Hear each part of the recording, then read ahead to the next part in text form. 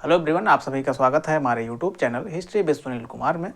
आज हम पढ़ने वाले हैं सल्तनत कालीन सिक्कों के बारे में।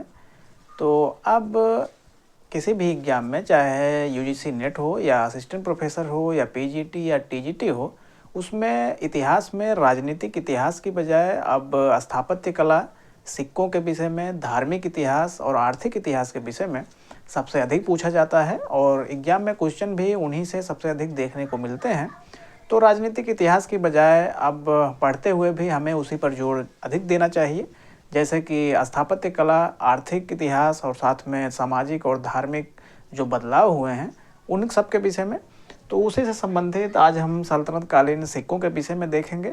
इस वीडियो में आप देखेंगे सल्तनत काल में शुरुआत से सिक्कों का जो प्रचलन था और कैसे उसमें बदलाव आते गए, सिक्के किस धातु के बने थे और कौन से शासनकाल में किसके समय में कौन से सिक्के प्रचलित थे। इन सभी के विषय में बहुत पूछा जाता है और पहले भी पूछा गया है, आगे भी पूछा जाएगा। तो इस वीडियो में आज हम यही सब देखेंगे। तो दिल्ली सल्तनत में सिक्कों की विधिवत परंपरा इल्तुतमिश के समय से मानी जाती है। उसी ने सबसे पहले चांदी का टांका और तांबे का जीतल चलाया था। हम उस पर आएंगे। उसके पहले 2-3 ये हैं जो पूछे जाते हैं। पहले ये बहुत पूछा गया है, तो पहले हम इसको देख लेते हैं, फिर उसके बाद हम इल्तुतमिश से शुरू करेंगे। तो नंदी की आकृति वाले सिक्के महमूद गजनवी जी ने जारी किए।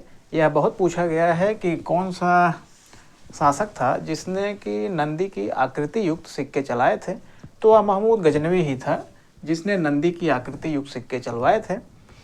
महमूद गजनवी के बाद मोहम्मद गोरी आता है। मोहम्मद गोरी ने हिंदुओं की और राजपूतों की जो सिक्कों की प्रचलित करने की, जो सिक्कों की पहचान की जो परंपरा थी, जैसे कि सिक्कों पर लक्ष्मी की आकृति और संस्कृत लेख युक्त सिक्के, तो उसी की देखा देखी मोहम्मद गोरी ने भी लक्ष्मी की आकृति युक्त सिक्के चलवाए। उसमें और संस्कृत में लेख भी लिखा रहता था। तो इनमें अंतर हमेशा समझना जरूरी है कि किसने नंदी की आकृति युक्त सिक्के चलवाए और किसने लक्ष्मी की आकृति युक्त और संस्कृत लेख युक्त सिक्के। तो नंदी की आकृति युक्त सिक्के महमूद गजनवी ने चलवाए और मोहम्मद गोरी था जिसने लक्ष्मी की आकृति और साथ में संस्कृत लेख युक्त सिक्के चलवाए थे। तो लक्ष्मी की आकृति युक्त सिक्के गढ़वाल शासकों ने भी चलाए थे। वह गोविंद चंद गढ़वाल या फिर गंगादेव, ऐसे ही कोई शासक था जिसने लक्ष्मी की आकृति युक्त सिक्के चलवाए थे। तो उसी तरह से मोहम्मद गोरी ने भी उसी तरह उन्हीं सिक्कों की नकल की। तो ये तो हो गया। फिर अब आते हैं हम कुतुबुद्दीन ऐबक पर। कुतुबुद्दीन ऐबक के विषय में कहा जाता है कि उसने किसी भी तरह का सिक्का प्रचलित नहीं किया था। उसके हमें कोई भी सिक्के नहीं मिले हैं। पर उस समय कुतुबुद्दीन ऐबक के समय दिल्ली में देहली वाला नामक सिक्के चलते थे। यह बहुत इम्पोर्टेंट है। कुतुबुद्दीन ऐबक के समय देहली वाला नामक सिक्के उस समय दिल्ली में चलते थे और यह सिक्के चांदी के बने होते थे। तो यह भी जानते रहिए कि देहली वाला सिक्का किसके समय में प्रचलित था और वह किस धातु का बना था। तो यह चांदी का था और ऐबक के समय दिल्ली में चलता था, पर यह ऐबक ने नहीं चलवाया था, पर उसके समय यह प्रचलित था। तो ये तो हो गया। अब हम इल्तुतमिश से शुरू करते हैं। अब हम इल्तुतमिश द्वारा जारी किए गए सिक्कों की बात करते हैं। इल्तुतमिश सिक्कों के प्रचलन में महत्वपूर्ण है। दिल्ली सल्तनत में इल्तुतमिश ही था जिसने व्यवस्थित रूप से मुद्रा प्रणाली की शुरुआत की। इतिहासकारों द्वारा इल्तुतमिश की इसके लिए काफ़ी तारीफ की गई है। नेल्सन राइट ने इल्तुतमिश को मुद्रा व्यवस्था का जनक कहा है और उसने इसका प्रवर्तक माना है क्योंकि उसने एक ऐसी व्यवस्था शुरू की कि इल्तुतमिश के बाद जो चांदी का टाका है और तांबे का जीतल लगभग दिल्ली सल्तनत में चलता रहा। बस उसकी मात्रा में, चांदी की मात्रा में थोड़ी कमी आती गई। तो अब हम देखते हैं इल्तुतमिश।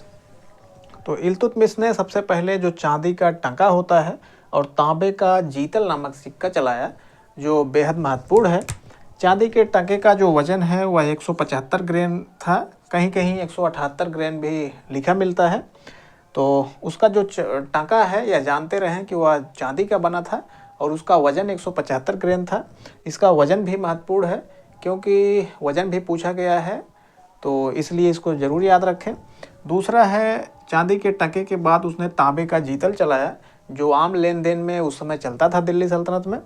तो यह जो जीतल है यह तांबे का बना था, इसको भी जानते रहें।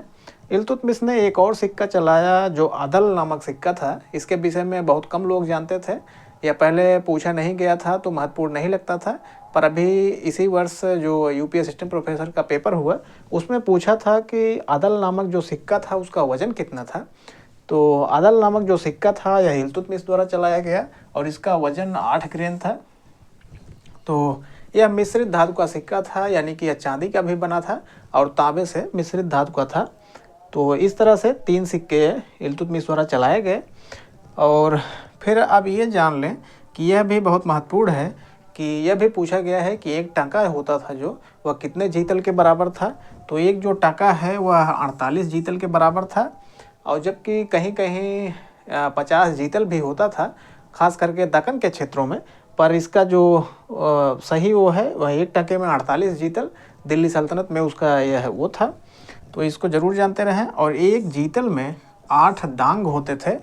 एक जीतल जो तांबे का सिक्का है उसमें एक जीतल में 8 दांग होते थे और एक टके में 48 जीतल होता था। तो जो ये 8 दांग है, यह दांग भी एक मुद्रा का नाम है, यह भी तांबे की बनी थी। यह भी पूछा गया था असिस्टेंट प्रोफेसर वाले में ही कि जो बर्नी ने दांग जो कहा है वह क्या वस्तु थी। तो बहुत से लोग उसमें नहीं जान पाए थे, पर यह दांग जो वस्तु है या डांग जो कहा गया है यह भी एक तांबे की मुद्रा थी। तो एक जीतल में 8 दांग या 10 दिरहम होता था। तो ये हो गया इल्तुतमिश के सिक्कों के विषय में। अब हम देखते हैं रजिए के विषय में। हाँ, इल्तुतमिश के विषय में एक महत्वपूर्ण और है जो लिखना भूल गया। जो सबसे महत्वपूर्ण है कि इल्तुतमिश ही था जिसने सबसे पहले सिक्कों पर टकसाल का नाम लिखवाने की जो प्रथा है वह इल्तुतमिश ने ही शुरू की थी। 1232 ईस्वी में जब वह अपने ग्वालियर अभियान पर था तो उसी समय उसने सिक्कों पर टकसाल का नाम लिखवाने की प्रथा शुरू की, और साथ ही साथ अपनी पुत्री रजिए का नाम भी अपने सिक्कों पर उसने लिखवाया था। तो यह भी बहुत महत्वपूर्ण है। 1232 ग्वालियर अभियान के समय ग्वालियर अभियान, सिक्कों पर टकसाल का नाम लिखवाने की प्रथा।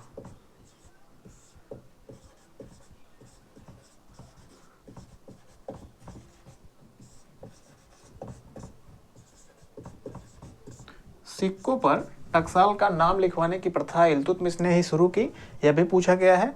और उसके बाद दिल्ली सल्तनत में सभी शासकों ने टकसालों का नाम अपने सिक्कों पर वह लिखवाते रहे, पर इसकी प्रथा की शुरुआत इल्तुतमिश ने की थी।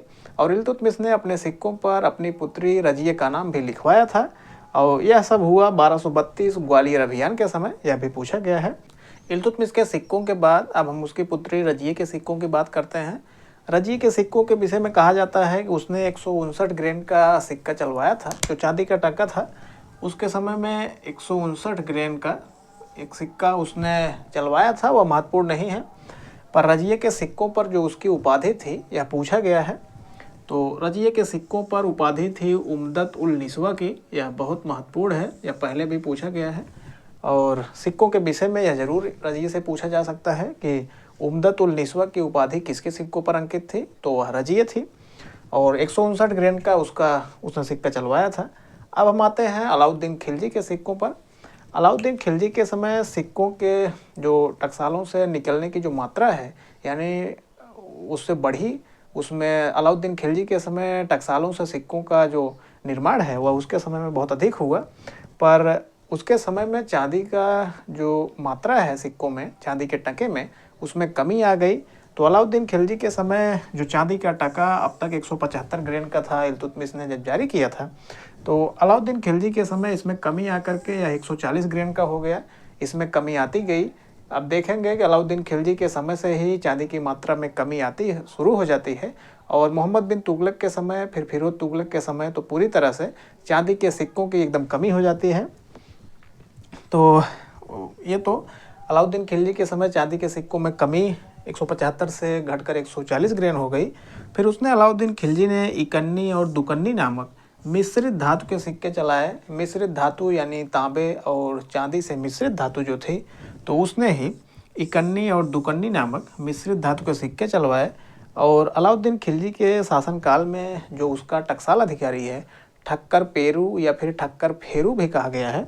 यही महत्वपूर्ण है, यह बहुत पूछा गया है सिक्कों के विषय में। अलाउद्दीन खिलजी का यह टकसाल अधिकारी था ठक्कर फेरू। एक और अलाउद्दीन खिलजी का टकसाल अधिकारी है सधराना, जिसके विषय में अभी तक पूछा नहीं गया है, पर जानते रहें, संभावना है कि पूछा जा सकता है। तो ये तो हो गया अलाउद्दीन खिलजी। तो मोहम्मद बिन तुगलक के हम सिक्कों की बात करते हैं। तो मोहम्मद बिन तुगलक ने सोने का एक दीनार नामक सिक्का चलाया था, जिसका वजन 200 ग्राम था। तो दीनार नामक जो सिक्का था यह सोने का था और इसका वजन जो है 200 ग्राम था। इसे चलाया मोहम्मद बिन तुगलक ने था।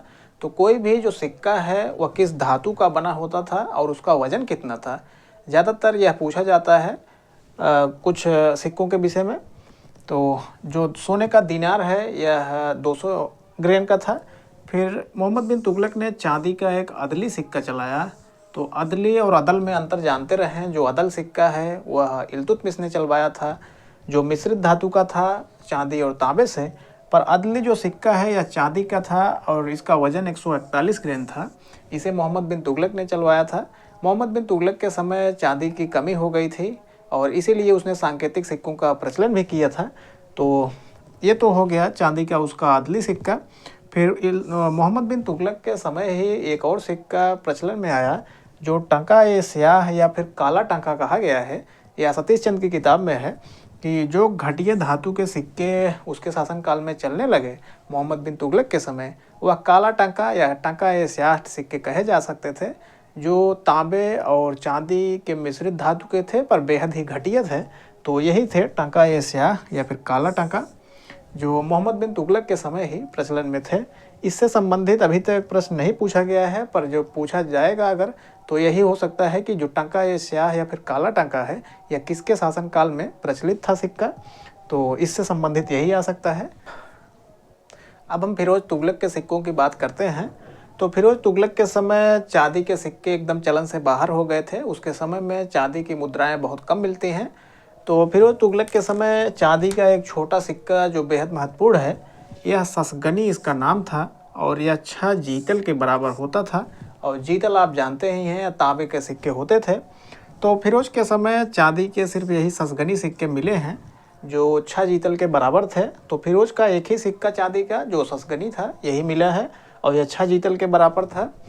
और साथ में फिरोज तुगलक के समय ही करज शाह नामक एक टकसाल अधिकारी का नाम मिलता है, जो ये था टकसाल अधिकारी। और उसके समय में चांदी के सिक्के एकदम से चलन से बाहर हो गए। यह पूछा भी गया है पहले कि किसके शासनकाल में चांदी के सिक्के, मिश्रित धातु के सिक्कों ने चांदी के सिक्कों को चलन से बाहर कर दिया। तो वह फिरोज तुगलक के समय ही हुआ कि जो मिश्रित धातु के सिक्के थे तांबे और चांदी के, वह ज़्यादा चलने लगे और चांदी की जो शुद्धता थी उसमें बहुत कमी आ गई। आप देख ही सकते हैं कि जो उसका एक ही छोटा सिक्का चांदी का बचा है वह 6 जीतल के बराबर था और कितनी चांदी की कमी हो गई। फिर एक और तांबे का छोटा सिक्का है जो फुलूस कहा गया है। फुलूस या पैसा, यह तांबे का छोटा सिक्का था। यह भी पूछा गया है, बहुत महत्वपूर्ण है। फिर अंत में बहलोल लोदी के समय एक सिक्का जो उसने चलवाया वह बहलोली कहलाता था। यह 80 रत्ती का था और मिश्रित धातु का सिक्का था, यानी कि यह भी तांबे और चांदी के मिश्रण से बना था। यह शुद्ध चांदी नहीं थी। तो यह बहलोली सिक्का महत्वपूर्ण इसलिए है क्योंकि बहलोल लोदी ने इसे चलाया और यह अकबर के शासनकाल में, अकबर के शासनकाल तक बहलोली सिक्का पूरे साम्राज्य में चलता रहा। अकबर ने ही इसको बंद किया और उसके बाद उसने दाम सिक्के चलवाए। वो तो हम मुग़ल काल में सिक्कों की बात करेंगे, पर बहलोली सिक्का महत्वपूर्ण है। यह 80 रत्ती का था और मिश्रित धातु का था और यह मुग़ल साम्राज्य में अकबर के शासनकाल तक उसका बहलोली सिक्का प्रचलन में रहा। तो इस तरह से सल्तनत काल में जो सिक्के थे उनको हमने देख लिया है। अब प्रांतीय राजवंशों के सिक्के बचते हैं, जिनमें सबसे महत्वपूर्ण है विजयनगर के साम्राज्य में सिक्के, जो वो हैं बारह सिक्के सोने के होते थे, उनको देखना है। फिर अन्य प्रांतीय राज्यों में जैसे कि बीजापुर और गोलकुंडा में, उनमें एक आध दो क्वेश्चन आते हैं, उसको हम एक दूसरी वीडियो में देख लेंगे। तो दिल्ली सल्तनत के सिक्कों के विषय में इतना ही था। वीडियो आपको कैसा लगा? यदि आपको समझ में आया तो चैनल को सब्सक्राइब कर लें और लाइक करें। हम ऐसे ही वीडियो आपके लिए लाते रहेंगे।